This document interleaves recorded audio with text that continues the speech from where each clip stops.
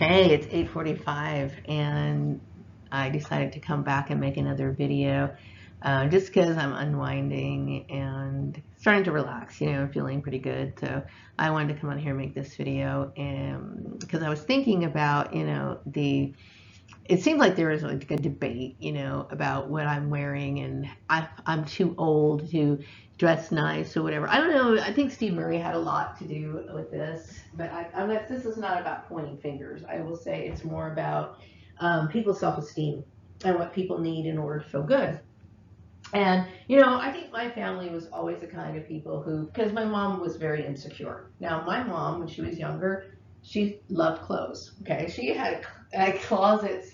In her closet, she had clothes that she had some like from the 60s. And I used to love going in there and trying on her clothes. And that's pretty much when her life stopped because she started having more kids, stopped taking care of herself, and started hating herself, right? And of course, what happens when people start hating themselves, they start vilifying people who have the things that they have. Like, oh, so and so's a bad person. I had mentioned before how she would look at people, in the neighborhood and then start criticizing them. And like, the lady who would walk with her husband and walking hand in hand because they were both slender or whatever. And then she would always have some sort of issue about anybody that took care of themselves as if it was something to be vilified, right?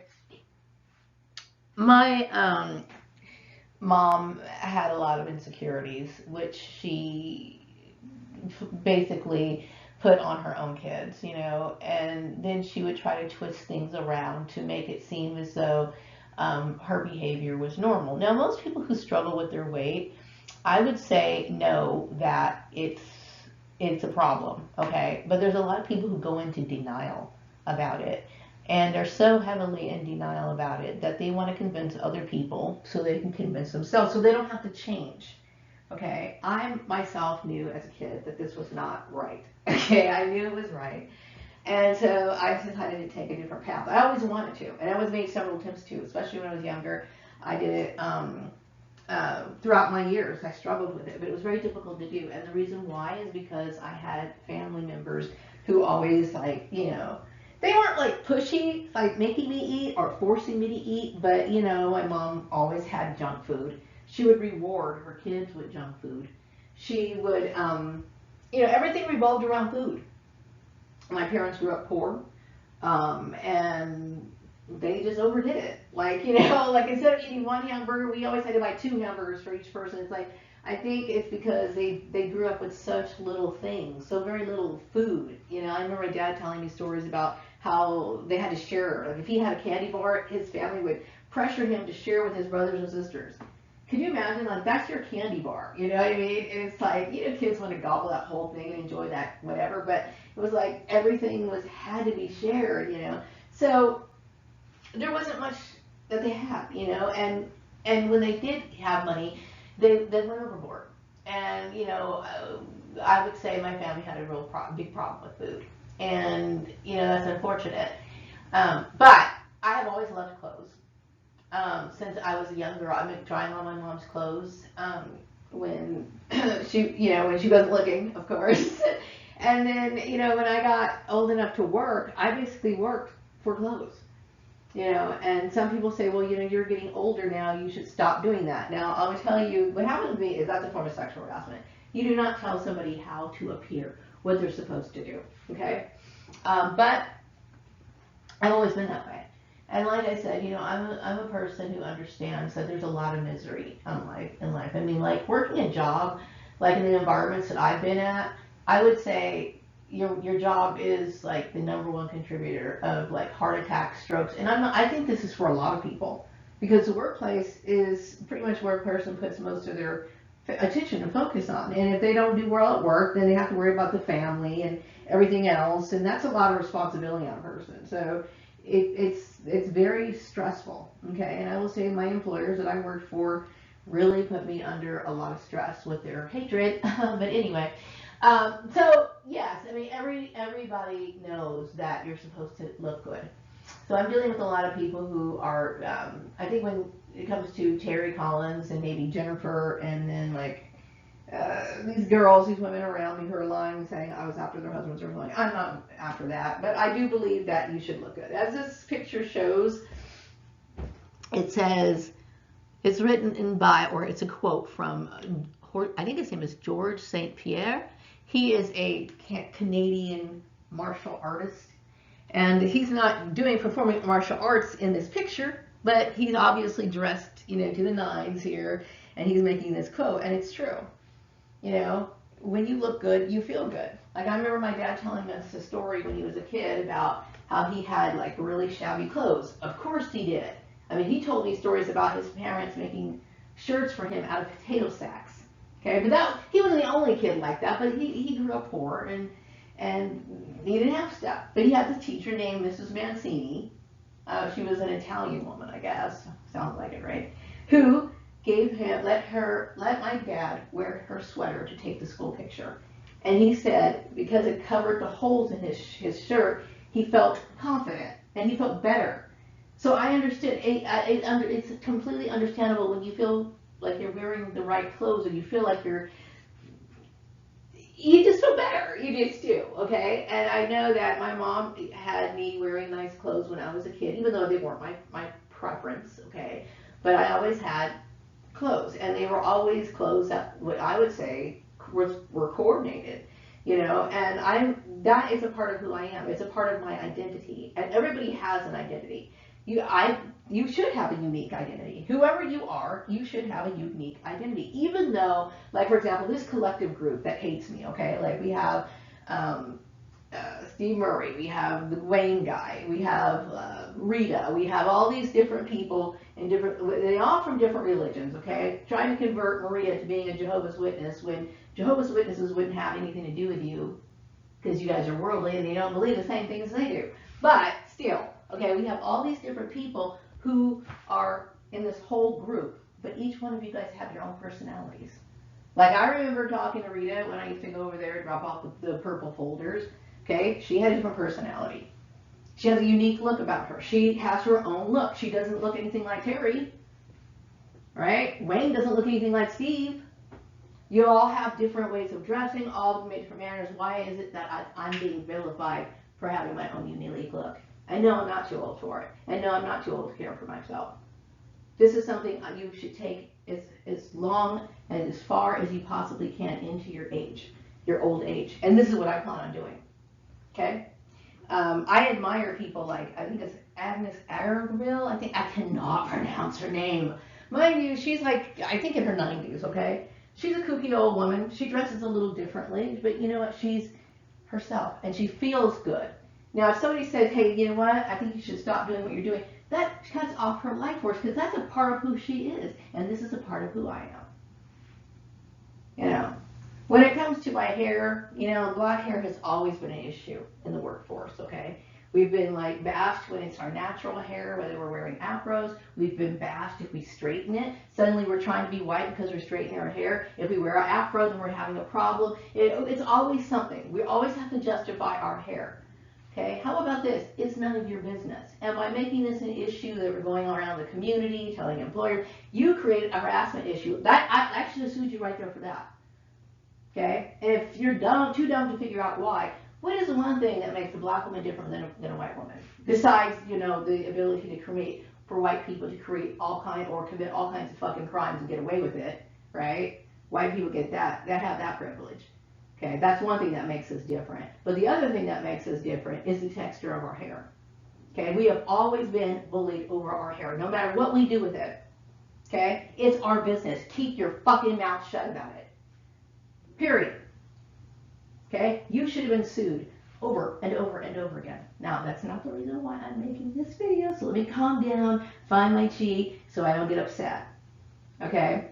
But I have the right to be groomed.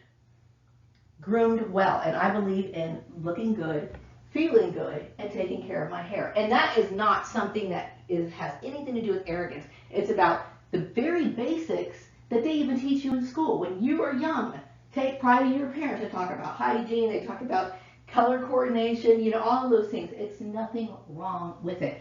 But when you have people who are jealous of you, who hate you, they're picking apart everything that you're supposed to do. that you're supposed to do. Well, I'm going to say this one more time. You're supposed to. Every psychologist will tell you that. Okay? Every teacher will tell you that. And if they're telling you, oh, well, you can just get around, you look like a slob, don't take care of yourself, no one's going to say that. No one's going to promote that. Okay? Now, by somebody taking care of themselves and being and loving themselves, that does not mean that they are trying to be sexy. But let me clarify something really quick. If I wanted to be sexy, now mind you, I don't believe people should dress sexy at work, okay? But if I wanted to dress sexy, I have every right to dress sexy. You know why? Because I'm not married. It's true. Okay, now, I mean, it's just the fucking fact. I'm not married. I don't have to answer to somebody, okay? I don't have to say, oh, honey, can I wear this or whatever. I don't have to, ask him, does he agree with it or whatever. But if I wanted to have another man in my life, I have the right to. If you are preventing that, then this is an issue of human trafficking, okay? But I will say that there is a difference between dressing sexy and somebody who's dressing well, or who dresses well. Okay, now I dress modestly. I think I dress modestly. What I mean by that is you don't see my cleavage. Okay? When I bend over, you don't see the crack of my ass. I dress well. Colors that coordinate. I usually dress in classics like the, what do you call it? The turtlenecks, skirts, jeans, a lot of that sort of stuff. I wear classic things that, I can wear 10 years down the road. Okay, and also a young woman could wear the same thing. She can wear a pair of jeans, she can wear a turtleneck, if she's 20 or 30 years old. And seriously, 20 years from now, I can still wear a turtleneck and I can still wear a skirt. Okay, because it doesn't go out of style. It's the same standard stuff. Okay, but I will tell you what gang stalking is when part of it is when they try to destroy every aspect of your life for fun. And make a public issue out of it and bully you until they bully you out of things that you have the right to have. Just like when you're in school, like the little kid, the nerdy kid who likes his, I don't know, Star Trek lunch pail, even though it's kind of outdated. But he likes his Star Trek lunch pail, and other kids think, okay, he's in 3rd grade now, he's a little too old for that Star Trek stuff, okay? Because everyone else has just blank lunch pails, and they start bullying this kid. This kid has every right to have what he enjoys. Okay, so then they recognize that. The parents will recognize it as this kid's being bullied. Why is it they don't recognize the same issue when it happens in the workplace? You know why? Because people are evil and they're petty. And they will try to make excuses for it. I don't have to justify why I do shit for anybody. Everybody knows you're supposed to take care of yourself. Everybody knows that. Now there are some people I've noticed in this community that they don't. But they're not the only ones. There's people in other communities. There's a lot of people who just don't care about clothes. There's a lot of women who don't care. And that woman who I was at the job interview, she probably doesn't care about clothes either. If they really do wear uniforms, because there's a lot of bullshit that went on in this thing. You know what I mean? But if they really do wear uniforms, okay? Then she's maybe one of those women who doesn't care about those sort of things. You're either one of those women who don't care about those things, or you're a woman who does. And the women who does, they go to this, when they get extra time, they invest in themselves, meaning they basically, some people add novelty to their homes. Like they'll go out and buy a new picture or a new little figurine, okay, adds novelty to the home. Some people add novelty to their bodies. I'm one of them. If I see a pair of shoes that I like, or something like that, of course I haven't shopped for a long time, okay? But I like clothes. I like the vibrant colors. I like the energy that comes off of it, And during the fall season, if I see a palette of like purple and burgundy eyeshadows, oh my fucking God, I'm going crazy for it. And yes, I want it, and I want it. And I understand there's certain things you don't wear at work. There's a certain limit of makeup that you can wear. Like for example, it's called the evening look, to where it's more dramatic or whatever. And there's a day look. They're 2 different things, okay? But they've always existed, and women indulge in them all the time. And some people, this one lady, this is part of the targeting, okay? I forgot her name, but she was trying to convince me, because she doesn't like the idea of makeup, right? But she wears fake eyelashes, and she was sitting here trying to make me She's like, well, because, I don't want to wear the mascara because I don't want to wear any makeup. Fucking bitch, you idiot, okay? Because fake eyelashes, they're cosmetics too. It doesn't matter if it's a fake eyelash or it's a tube of mascara. It's the same thing. Okay, you're accentuating your eyes. You know, it's the same thing. It's a cosmetic. You're going to find it where? In the cosmetic section. Okay, so it's like I'm being pointed out all the time, and it gets tiring, and you don't have the right to do that. This is how I believe I have two different looks.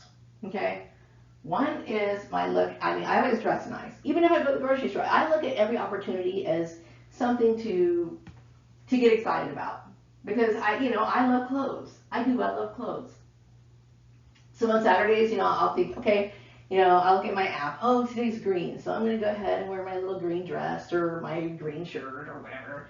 And then I go out, but I don't wear wigs because I don't have to feel like my hair needs to be, I don't know, really groomed or perfect or whatever. So then I just usually throw on a hat or something like that. That doesn't necessarily mean that I wouldn't wear a wig on a weekend. Depends. Like if I went to a nice event or something, yeah, I'm going to switch it. I'm going to wear a wig.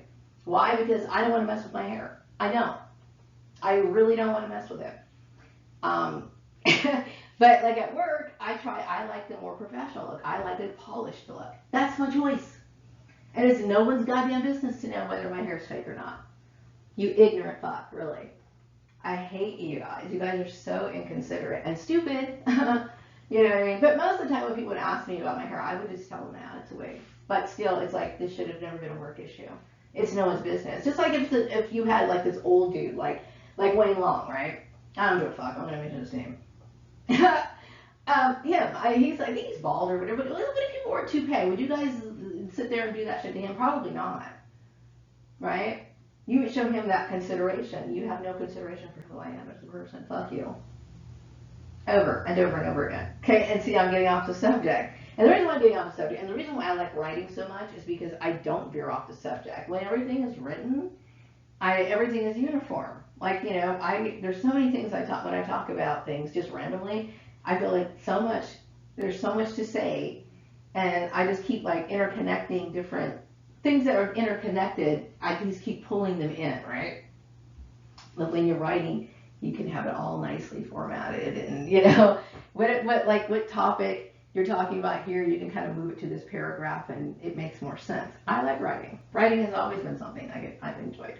And yeah, I do have multiple talents, but this is not about talents. This is about dressing nice, feeling good about yourself. And like I said, there is a difference between being well dressed and somebody who's being sexy. And really, here's the issue. I mean, at 52 years old, I have the right to dress sexy if I want to, which I don't. But if I did, I'm not going to explain myself to anybody because I'm not married, and it's no one's business. Okay? But I do dress nice, and I'm going to continue to, because it's my love, it's my passion, it's what keeps me here on this earth. I don't love a single person on this planet. The only person I do love is my son. Everyone else can pretty much go to hell. That's just the way it is. I would not sacrifice for anybody. Why? Because I don't love anybody. No one has ever given me the kind of consideration that would be worthy of me saying, you know what, I'm going to give this up for you. I want to sacrifice for you. There has been no one in my life that I would sacrifice anything for. And I'm damn not going to sit here and give a part of that's my personality, that is my persona, that is who I am. If you don't like it, then we don't need to be friends. I don't want to be friends anyway. That's just how it is, But that's my passion. It's part of my life force, and it's a part of a lot of women's life force. And what you're asking somebody to do for somebody you don't care about is absurd. Yes, I respect people who understand that you should look good, because how you feel on the inside is what you're going to project on the outside. And I believe that. So I'm going to wrap up this video, and obviously I'm not the only one. Everyone else does too. Wrapping it up. Take care.